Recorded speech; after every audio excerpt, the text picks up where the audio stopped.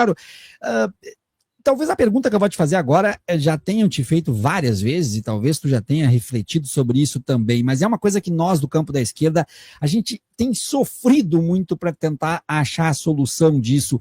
O rock, ele virou reacionário, ele sempre foi e se revelou, as figuras que estão reacionárias sempre foram, ou a gente tem realmente alguma coisa preocupante na cultura musical brasileira, em especial no rock, Leone?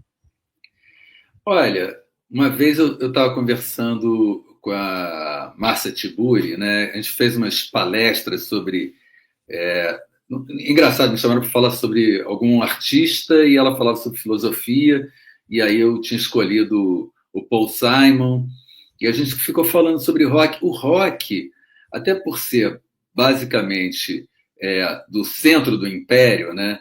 Dos Estados Unidos e da Inglaterra, eles têm essa característica da liberdade individual, né? Então, assim, de liberdade sexual, liberdade das drogas, de comportamento, então os cabelões, as roupas, mas poucas bandas, pelo menos até a época do punk, se engajaram politicamente, numa coisa mais coletiva.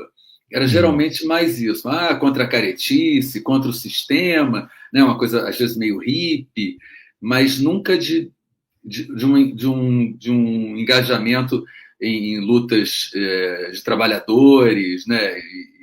De uma causa assim. Na época do punk, não, até apareceu, né, principalmente na Inglaterra, pegar o Gang of Four, The Clash, tudo mais. Mas se você pegar os Estados Unidos hoje, o rock é muito, muito, muito conservador.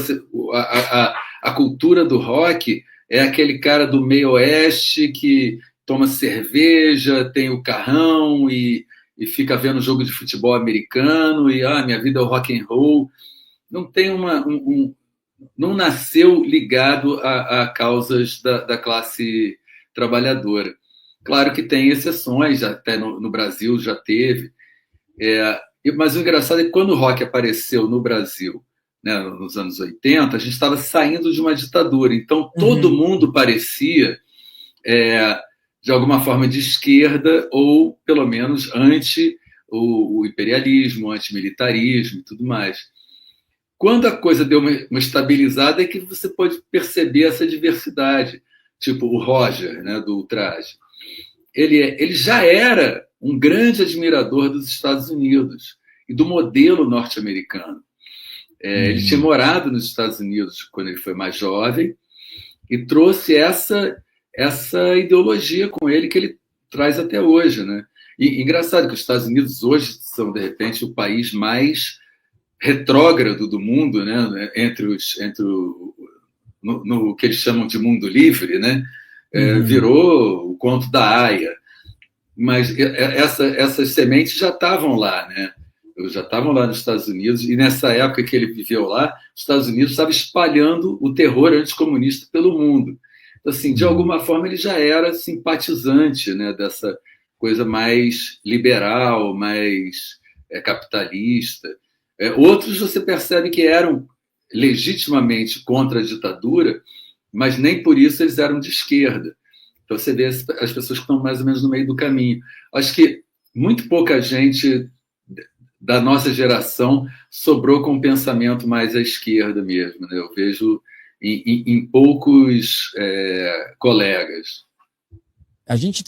Eu tive na minha adolescência, eu tive um vinil que era chamado Os Grandes Sucessos de 1985, era uma coletânea que saiu nesse vinil, e ali tinha Legião Urbana, Paralamas de Sucesso, Titãs, o Traje a Rigor, acho até Nenhum de Nós, do meu Rio Grande do Sul.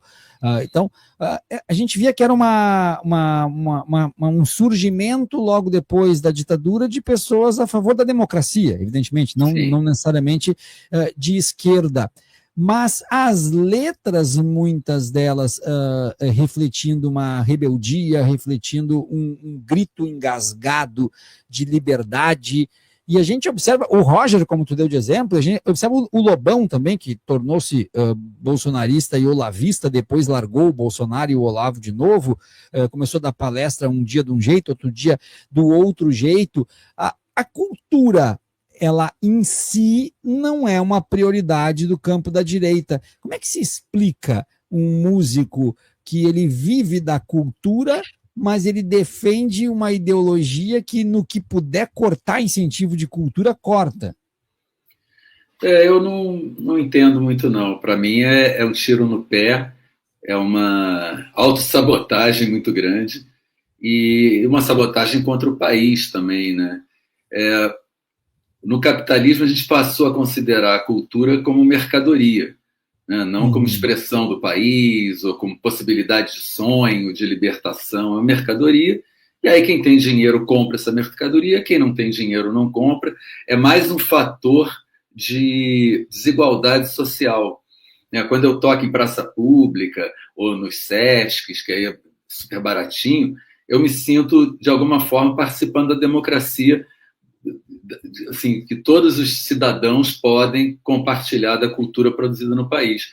Mas passou a ser realmente uma coisa de mercadoria. Eu acho que as pessoas que estão por cima da carne seca, né, acham, não, tudo bem, eu estou bem, então tá tudo certo, né? Eu estou fazendo show, estou ganhando direito autoral, estou sendo contratado, então tá tudo bem. O que, para mim, é o avesso da arte, né? Porque a arte, em princípio, ela é inimiga da realidade, porque ela cria outras realidades, ela está aí porque a realidade não basta, a realidade é muito cruel, né, com a maior parte das pessoas.